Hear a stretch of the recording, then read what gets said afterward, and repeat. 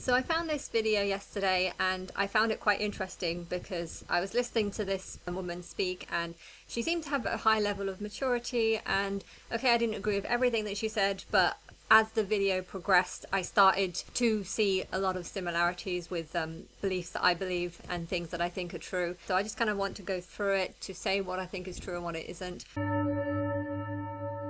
Well, hello, Betty, and welcome to About Freedom Show. Thank you so much for having me.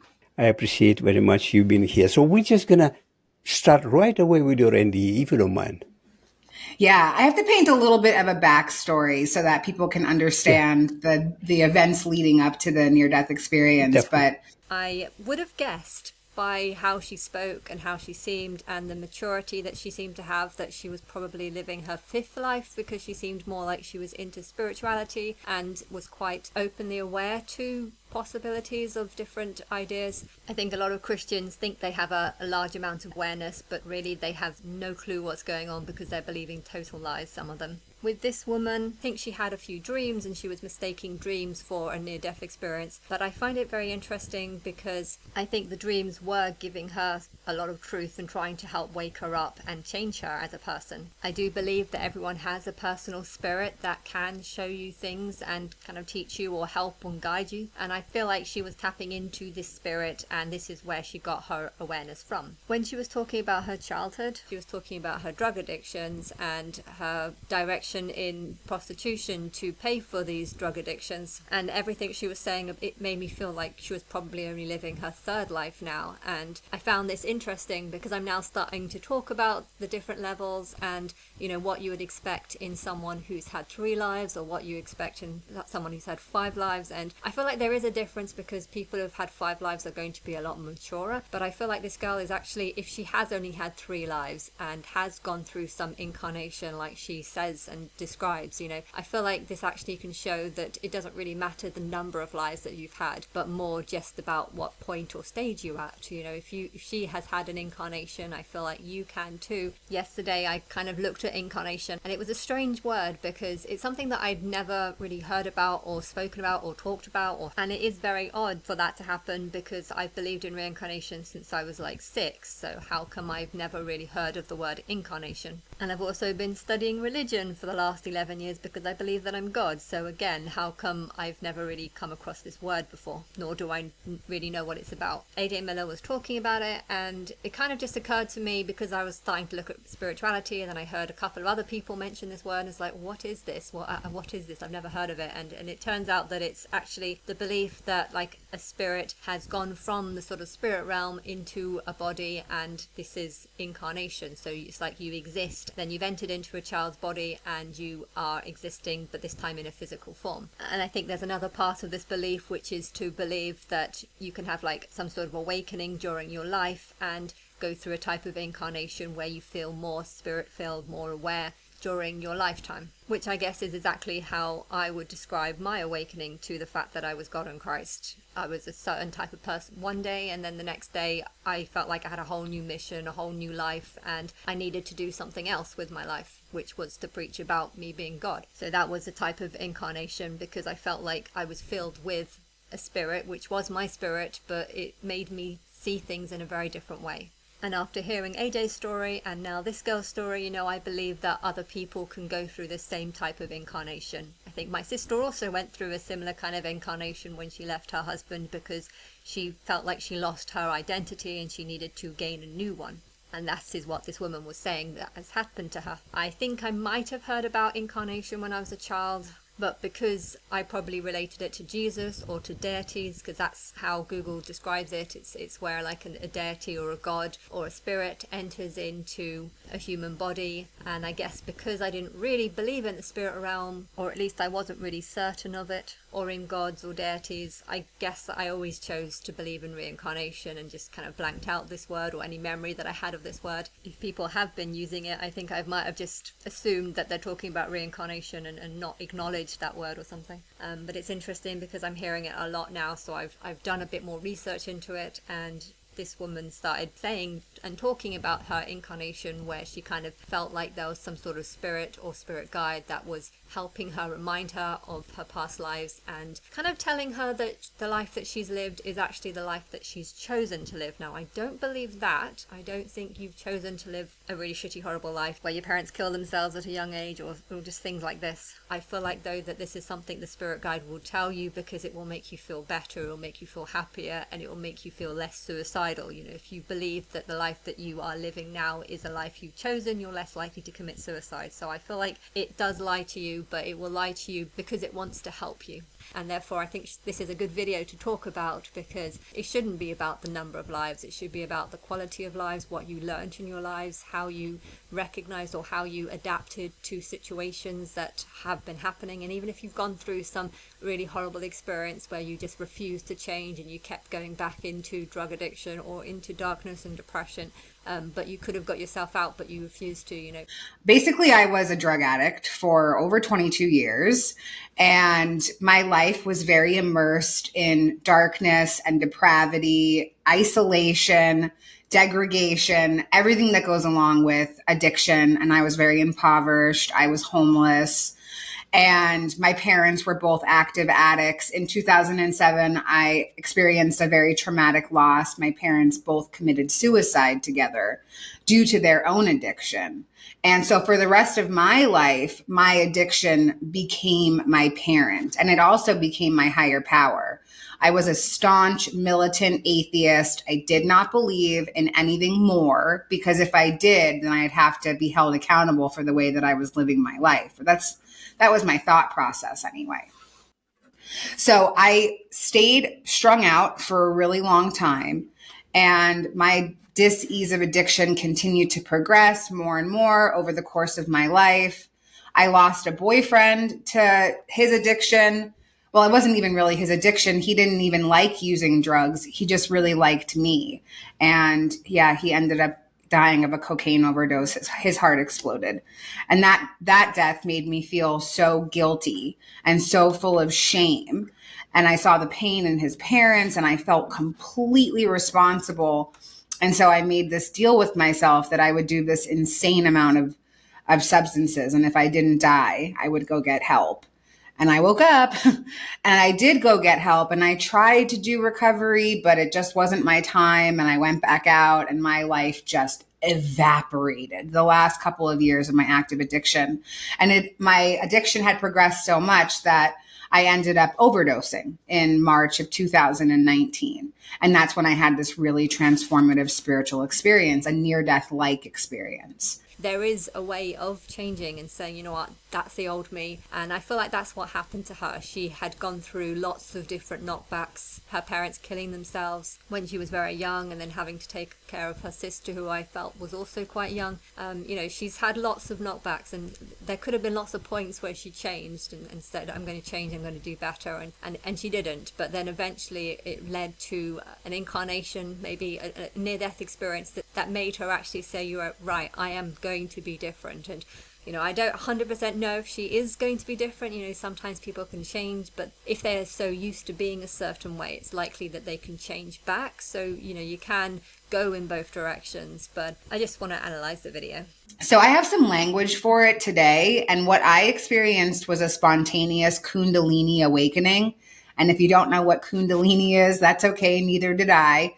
It roughly translates into life force. So I had a life force energy activation, awakening. All of my chakra systems became activated and online all at the exact same moment.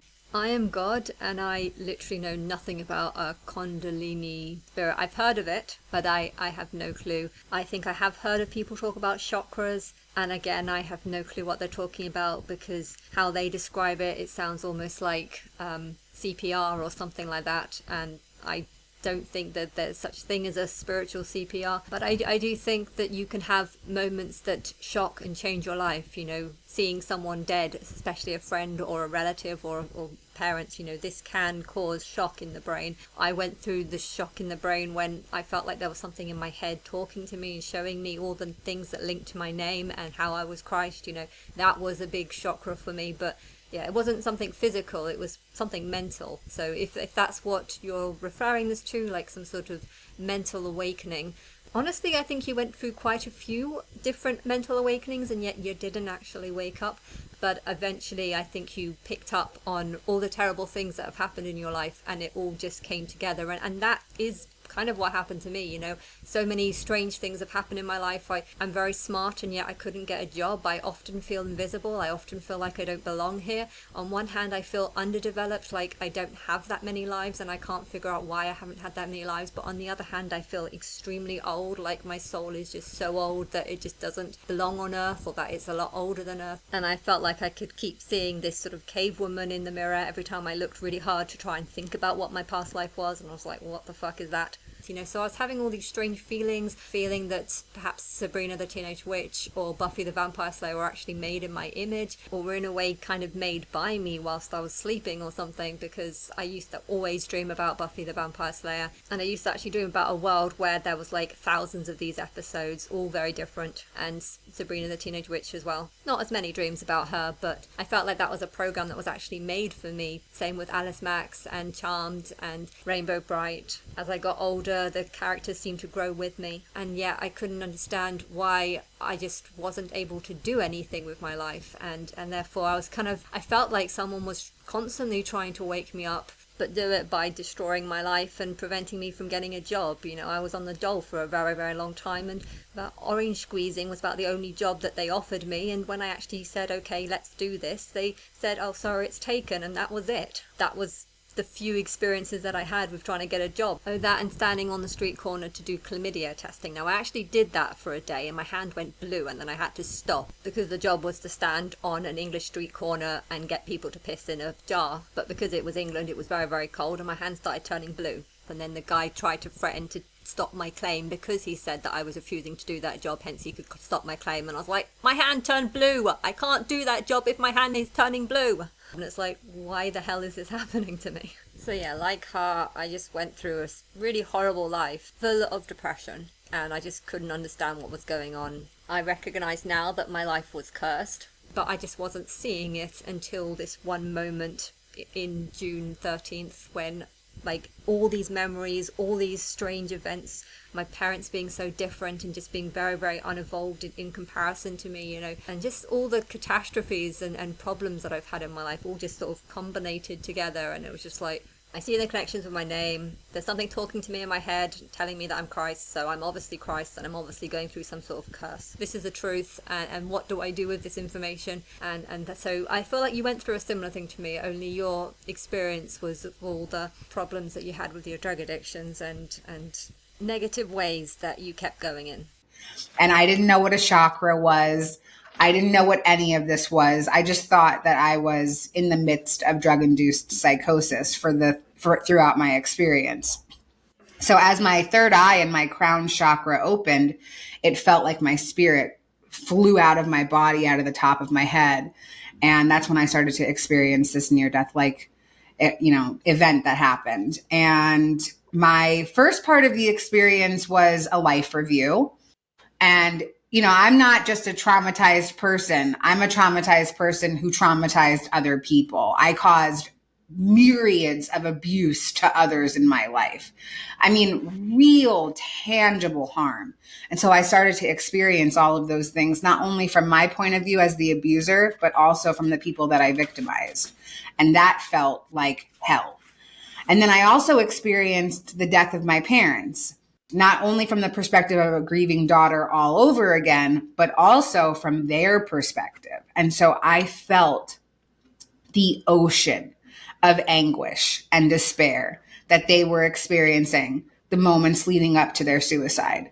And that was incredibly painful. I thought, oh, okay, I died and now I'm stuck in hell. This is the feeling that I have.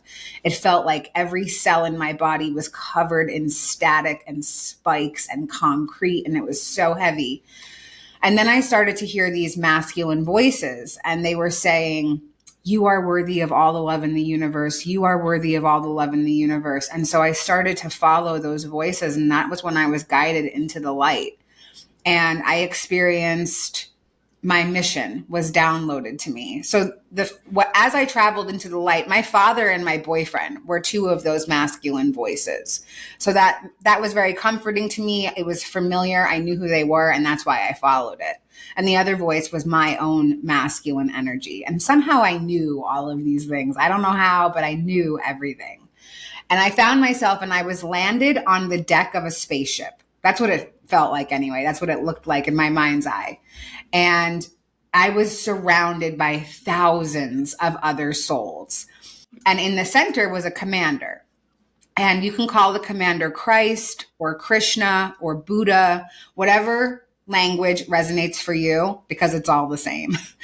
And so in the center, this commander is gearing us all up for our trip to Earth. I don't really know what you've experienced, so I just want to stop you there. But I just want to say it probably is just a dream. But I do think that whatever happened to you did change you, because the person that you are describing doesn't seem like the person that matches with the person who speaks throughout the rest of this video. And therefore, it doesn't matter if it's a dream or if it's real. I mean, I don't think it is real, but if it changed you, then that's the good part of it. The downside, though, is that you are now saying that this, was a near-death experience, and that it kind of proves that there are souls in this sort of spaceship that you dreamt about. There is some sort of commander that's like bringing people to Earth. You had a dream, I believe. I don't think there's any truth to it. So to claim that there is truth to it kind of means that you're deceiving people. But if you like deceiving people, well, I think there might be a reason for you to do this. So I feel like if you have a mission, that perhaps might be your mission. I feel like I'm connecting with you in a bit because you're saying things that are kind of reminding me of my life, but at the same time, your life is kind of different because you chose the life that you led, whereas I didn't go down that path, but yet still my life was falling apart. And I've just contradicted myself. I was saying earlier how you don't choose your life, but now I'm saying you do. No, you do choose your life, but you choose your life every day whilst you live it. I don't believe that you choose your life before you live it. So you're not in some sort of spaceship saying, yes, I'll have that life, and oh no, I'll have that life. I don't think that's how it works. And all the souls are super psyched and everybody's glowing very brightly and we're all excited for our mission. And then my awareness shifts to another scene and everything is happening simultaneously all at the exact same moment. So as my awareness shifts, I find myself in front of a table of beings. And the way that it appeared in my mind's eye, it was just this crappy card table. And there were these wonderful, the language I have for it now is some sort of ascended masters. They didn't tell me who they were, but they didn't have to, because I knew that they were people in charge. And I knew that they were in charge of my mission, my life. And they had this big, huge book and they were thumbing through the book and they said, okay, it's good to see you. You're not here to stay. You're only here for information. And I was so combative. I mean, I was like, you guys aren't talking to me, right? Because I don't know where I am, but I know that it feels groovy and I am staying here. It feels way better than where I just was. And then everything started to come back to me. Okay, I'm home. These are the people that are supposed to help me. And I just transformed into this small child. And I was saying, I will not go back. I said, you guys do not actually prepare us for what Earth is like. And I will not go back. You cannot make me. And they said, yeah, you've said this before. They said, you're here to learn about your pre-birth plan to help you on the next part of your mission. So then my awareness shifted to another scene. And I found myself, it looked a lot like a video game. And that could be because of the generation that I'm born in, or it could be because we're living in a simulation. You take your pick. But there was this man who greeted me and he was wearing a plaid blazer and a fedora and he had this big empty grocery cart and he said, okay, pick your life. And so I started traveling down these grocery store aisles, and on the walls of the grocery store aisles were these gigantic cereal boxes, and every cereal box had a life experience on it.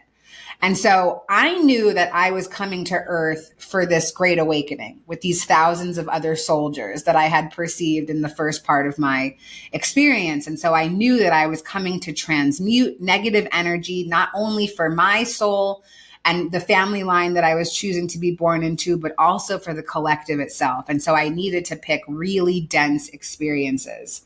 and a lot of them. So I start grabbing all these boxes: childhood sexual trauma, poverty, homelessness, addiction, dereliction. I picked my parents, the family line that I would be born into, all of the trauma that went along with that.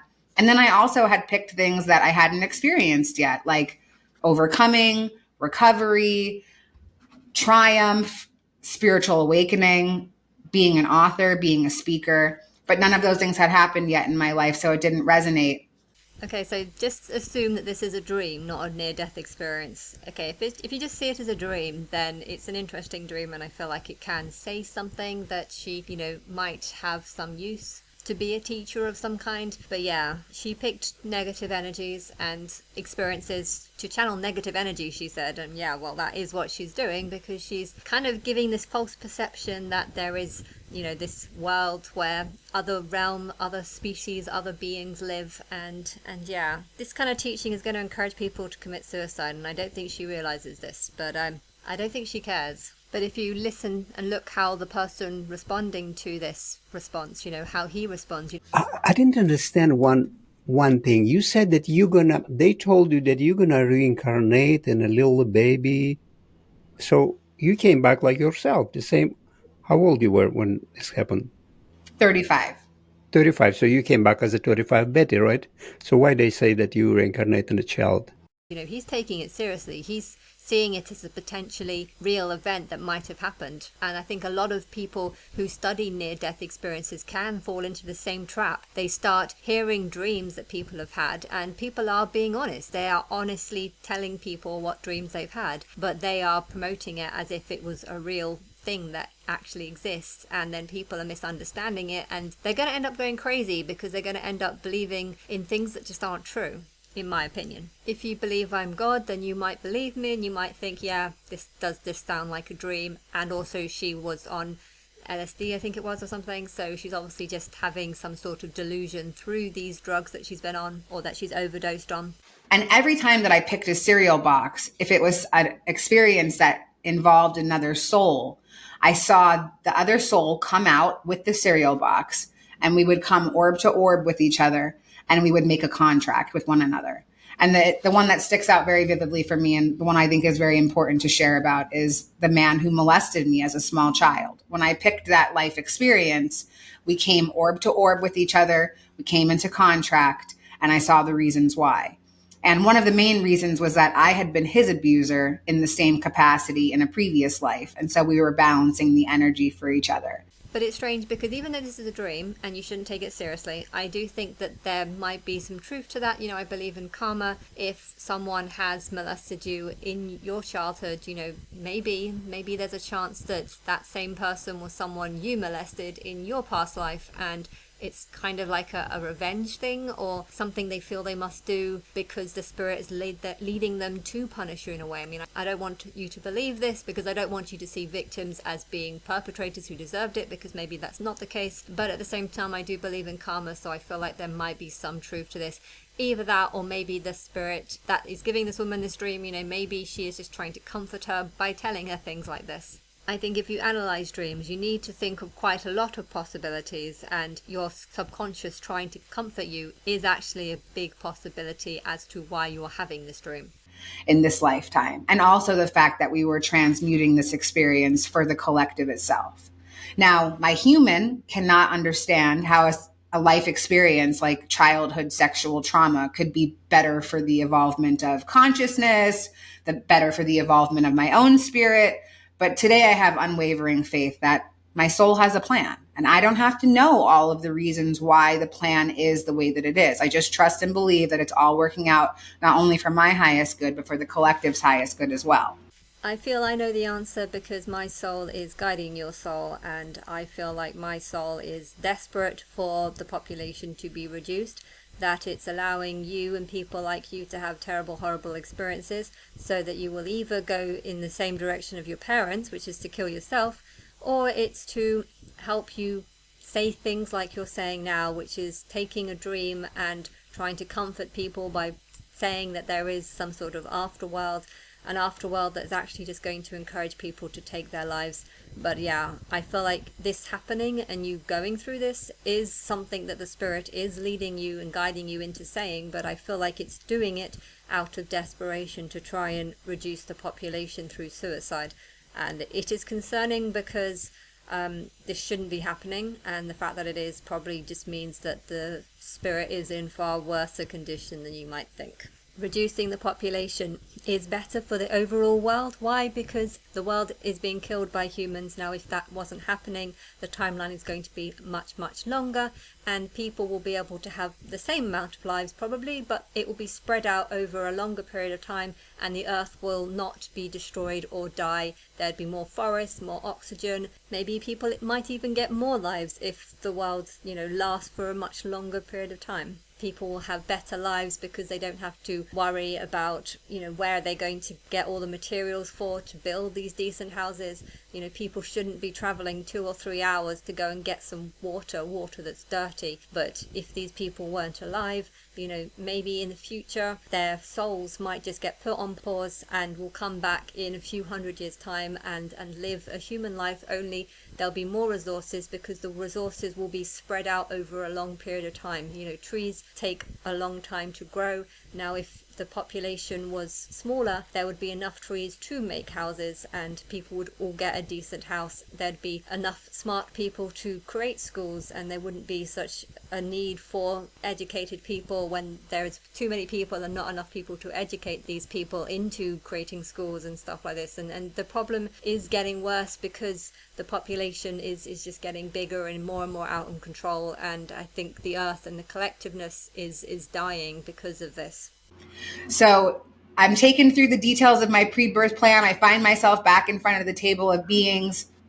I thank them endlessly. I mean, I'm telling you, it felt like 2 tons of bondage and weight had been released from my spirit in the moment of having this knowing instilled inside of me. Things had no longer happened to me. They actually had happened for me, because on some soul level, I had chosen it for the evolvement of myself. And that is the kind of freedom that I had been searching for my whole life. And I was so thankful and so grateful. And I said, you guys have just put so many puzzle pieces together for me. Thank you so, so much. I will still not be returning to that dumpster fire that you guys call Earth. I am totally cool just hanging out here. I'm going to watch the show from up here, from the comfort of my own home. I'll grab my pajamas and a bowl of popcorn. I'm not going back. I said, I definitely cannot go back into her. And I could perceive my body outside of myself on my bathroom floor. And I said, she's glitched. She needs way too much healing. There's no way to accomplish that. And they said, okay, you don't have to go back into her, but you do most certainly have to go back, not as a punishment, but because you're here for the Great Awakening. You signed up for the transformation of consciousness, and you're here for the most exciting time to be on Earth. So we'll show you the baby that you'll have to be reborn into. And so they showed me this little baby and everything about her. It was like a video game. I saw the avatar, and then I saw all the stats next to the avatar. And they showed me her personality, her gender, her ethnicity, where she would be born, who her parents would be, all of her adversity and all of her opportunity to overcome. And she was going to take my life cart. And then because of the family line that she was going to be born into, she had some of her own things inside the cart piled on top of it. And I thought, whoa, if these are my only options, starting from zero or going back into that glitched body that I just came from, I'm just going to go back from where I just came from because I can't start over. And they told me very vividly, it sticks out very predominantly in my mind. They said, listen to us. The first part of your life was boot camp, and the second part of your life will be carrying out your mission. You're going to be living in spiritual awareness. You're going to have mentors and teachers and soulmates and kindred spirits, and you're not going to be doing this alone. It's not going to be nearly as challenging. Trust us. And I just remember looking back at them as my awareness was sifting back into my body and saying, I do not trust you guys. And that is my spiritual experience in heaven.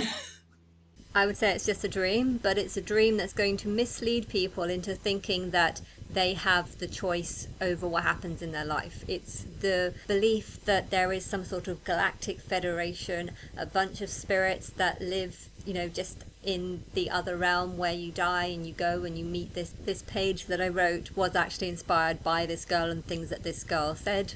So you're kind of building this whole other world, and you're saying that it's the truth, and all you need to do is get there. So yeah, it's a belief that you are spreading that's actually just going to encourage people to commit suicide.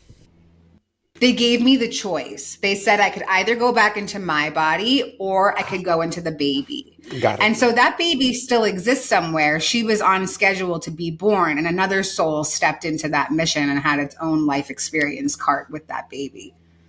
So that's an interesting picture you painted here. You are guys, all these souls excited to go to Earth to get all this crazy experience for evolvement or whatever, for awakening, etc. And you are in the same boat or bus, whatever you can call it, with the souls that are ready to go and be born on the Earth. You are ready to just come back. So it's the same team.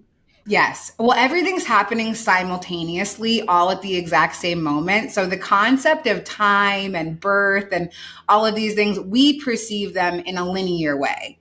So I don't think that all of those souls were born at the end of November in 1983 like me. But I do believe that because of the idea of the multiverse and multiple timelines and all of these huge, gigantic concepts that are just gigantic, I know that we're all on the same team. Now, we might have been born in different generations. We might have picked different parts of Earth timeline to come in on. But I do know that we're all part of the same spiritual team for sure. This definitely reminds me of Nicki Minaj's Starship songs, where she says, starships are gonna shine. But yeah, this is a belief that is quite deadly, but I feel like because you've had a huge past of drug addiction and stuff like this, a lot of people that would resonate to your story or want to believe you are probably people that have gone through similar kind of experiences, and they're probably depressive kind of people. So you're seeming very happy in this video, which is surprising, but I feel like your subconscious is still the same person. Your subconscious still has this anger inside of you that wants to hurt people for whatever reason, and I feel like you're getting a false perception of happiness because you like this mission of trying to tell people that this galactic federation is real, and you just need to hop on one of these ships. But hey, if that's your purpose in life, I'm going to respect it. Okay, and the commander, you said there was a commander, maybe there was Jesus, maybe there was Buddha, maybe there was Krishna, you don't know, but I mean, does it have a face, a figure, or just a feeling? How did you Feeling, experience? Yes, that's a feeling. You didn't see any light or something, no? So basically, the way that my mind's eye perceived it was that all the other souls, the soldiers, were light bodies. So looked like human form, but no features, just light. And then in the center, it was just this effervescent source of light. And so the way that I perceive it now is like Christ consciousness or Krishna consciousness, but Christ and Krishna are the same character in the story. And Buddha is just one more of these enlightened teachers that they're all teaching the same thing. So depending on what culture you come from, that's what is going to resonate. And so for me, coming as an atheist, I mean, obviously I live in the Western world, I live in America. So Jesus is the figure that I would recognize the most just from the society that I live in. But if you live in another society, you would perceive a different entity. I can't help but feel like the only reason why she said that is because she's trying to captivate the biggest market, so that if Muslims are watching this, they will sort of resonate to what she's saying and be like, yo, yeah, I agree with you. That's Muhammad in there, or that's Allah there. But you said those figures, they were like human-like figures. But then you said that you came close orb to orb. So the way that I perceive it, is that in the pre-birth planning process, we're nothing but these little orbs. And then when we're actually getting ready for the mission to come to Earth, we're coming more into sort of this body shape.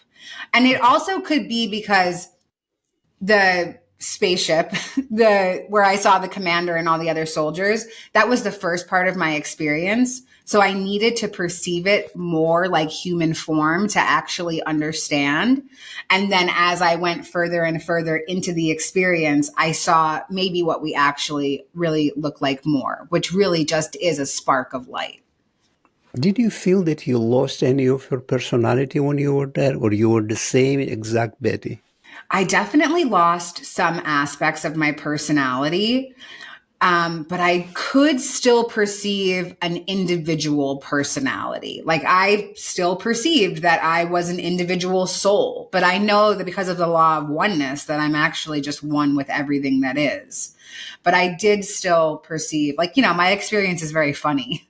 And that is definitely part of my personality, is bringing some of that humor back with me. So let's say a soul is about to die and is moving towards the light and disappears into the light. This is it. The soul loses all the personality, all individuality. It just becomes one with God. There is no more Betty. That's it, just light. Well, I'm going to reference some literature that helped me understand these really big concepts. So when I read Michael Newton's Journey of Souls and Robert Schwartz's Your Soul's Plan, these are men, these are doctors who took people back into regression for in between lives soul contracts. So I think that every soul has the opportunity to either merge back with source or to come back and reincarnate. What I think is that a lot of people try to make themselves seem more intelligent by quoting books that they've read and then claiming that, oh yeah, a doctor wrote that book and a doctor wrote that book and I read this book and I read this book and I read this book. So yeah, I'm all clued up about what goes on in the spiritual realm, and yeah, so these things are real, and then other people have talked about it. So it's just way of backing up your faith, your religion, and trying to sound believable and stuff, and I think it's a very dangerous thing that I need to expose, really. I think a lot of people would use big words such as like kundalini and chakras, and they feel like they sound intelligent when they talk about this, because it's like, I have information, I have things that you don't know about, but I've done the studies in it. But yeah, that doesn't mean that there's any truth in it. I don't know anything about these things, but I feel like the reason why I don't know about these things is because there's not actually any truth to it. And because everything is totally instant, because there's no such thing as time in eternity, it's just this instant flash. So I do think that souls sign up to come back here over and over and over again. So by that, what you mean is that you're saying things that can't be proven. So you're just going to say a lot of things that people can't prove or disprove. But because you're saying it and it sounds very intelligent, like you know what you're saying, you're getting people to believe in what you say. And they think that, well, if all these other things that you're saying are true, then maybe these other things are true too. And this has all got to be real. And of course, if you read all these books, you'll understand me and you'll get where I'm coming from. I mean, I know those books are going to take you a very long time to read, and you probably don't have time to read it. Hence, I could just say whatever I want about these books, because you're probably not going to read them. What else are you going to do? You're just going to chill in heaven and be unconditionally loved? How boring. That's only one emotion. So I think that we instantly decide to design another life. And I think that we can take some of the lessons from our previous lives. Like, I know that in my current life, I'm transmuting lessons from previous lives that I did not complete in that lifetime. And that's why all my stuff is so stacked up.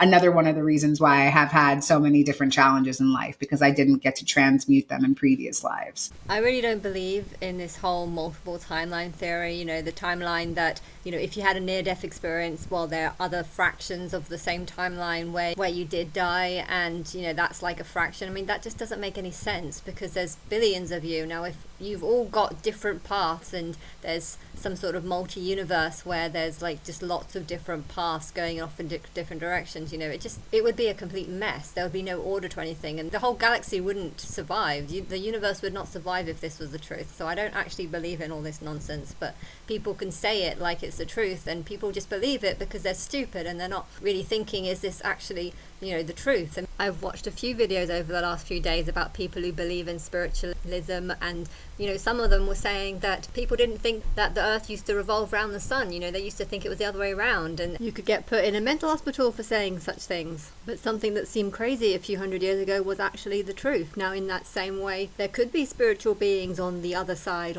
behind the veil, and we could be called crazy for believing such thing, but hey, they didn't think that the earth used to revolve around the sun a few hundred years ago. So maybe in that same way, we're the ones who have the truth. But yeah, people feel like they can just use any excuse, use any kind of proof that backs up their claim, and people will just believe it because they're stupid. The idea that there is multiple versions of every single person on the universe is completely crazy. And this is, I guess, an example of things that can be like conspiracies, but really a lot of it is just insanity, and you mix conspiracies that could have truth with things that definitely don't, and then you start saying, well, they didn't think this in the past, and well, now that turned out to be truth, so maybe this is one of these crazy things that they didn't think was going to be possible, and then it turns out that it is the truth. Yeah, stop this. I feel like in every lie there is some kind of truth, and you know what, I do think I've done 70 timelines, and I feel like the reason why I'm able to do such a complex timeline in this timeline is because I've done 70 timelines, and I've got the knowledge somehow in the light. I can actually enter into my past and see what I've done, and I can recreate it on earth, but do things differently according to the number of souls that I'm juggling, the complexity of what I'm doing, and what I need to do to fix Earth, and I feel like this is a massive challenge, but yeah, I feel like there is some truth to multiple timelines, but that's only because your God, the God that is kind of uniting you, has had other timelines. But I feel like it's an exception to her, and just because she has done other timelines, that doesn't mean you are not God. You do not have this truth. Not everything you say is the truth. If you want to create your next life, you can only do that once you get given the body. You can't choose the body that you go into. That gets chosen by the matrix according to what's available versus what you deserve. I feel like if you have bad karma from your past life, it can come back, so there is some truth to that. But yeah, the idea that there were things you were supposed to do in your past life, but because you didn't do that, you'll now do it in your current life. No, I don't think this is the truth, but I do think if there was bad karma you were supposed to experience in your past life and you never got to, perhaps you were rich, perhaps you died too soon, I feel like that bad karma will come back. So in a way there's some truth to what you're saying, but not how you're saying it. So I think that there is an aspect of the soul personality that continues to come. And again, I see everything a lot like a video game. Like if I got through the game and I accomplished one part of it, but the game is infinite, so I want to go back and accomplish another part of it. So, but I don't necessarily have to leave all of that knowledge up there. I'm probably the only one who didn't play any video games. I didn't play any video games ever, Me neither. I only have ever played Sonic the Hedgehog. It doesn't really help me in the whole simulation theory, but that was a huge download for me, is that life is a game. It's a school, it's a play, like whatever language, it's all something else. Like it's not what we think it is. Okay, so let's come back to this again. I'll call it point of no return. So let's say a soul passes this point of no return. No more earth. That's it. Go into the light. Is that real death, infinity? So what do you think? Do we die or are we still alive in heaven? Well, there's no such thing as death. Death is an illusion. The idea of physical death, like a body can die, but your spirit never does. And so I believe that when the body is finished, the spirit is released from this tiny little cage that we're in, that we perceive that we're inside of this physical form. So I don't know exactly what happens when we die. I mean, I have a bunch of theories around it. It's kind of strange you saying that, because on one hand it's talking like exactly what you think you're talking about. On the other hand, I think you're just talking about a dream, and you're kind of acknowledging it by saying that. I too think that death is just an illusion, but I do think that souls should be allowed to die if that's truly what they want. But I'm not just talking suicide, I'm talking people that are just so depressed that they really do not want to live again. I feel like if someone feels that way, then they should be allowed to die, because it's only fair. You shouldn't keep people imprisoned in a body if they really don't want to live. I know the God that made me died, and therefore I'm sure lots of other souls can die. I don't think every ant soul gets to turn into a lion, and so I feel like souls can die, but it's only if they really, really want that. And I think the Matrix knows that if you've had a hard life, if there's been a lot of problems, or if you've gone through a lot of bad experiences, you will want to die. So I feel like the Matrix will only allow souls to die if the reason for why they want to die is genuine rather than just circumstantial. There's this one theory, it's funny because I was just listening to it this morning before we started recording, and I think that you might actually get a re-entry point. So let's say that you go back and you watch your life review and you're like, oh, wow, I wish that I did this, or I wish that I did that. And you can decide if you want to go back and experience it in the same body, and you can pick a starting point. So, wow, I wish I made a different decision when I was 23, not to go down that street, but to go down that street instead. Maybe when you actually leave form, you have the opportunity to come back and live this life all over again.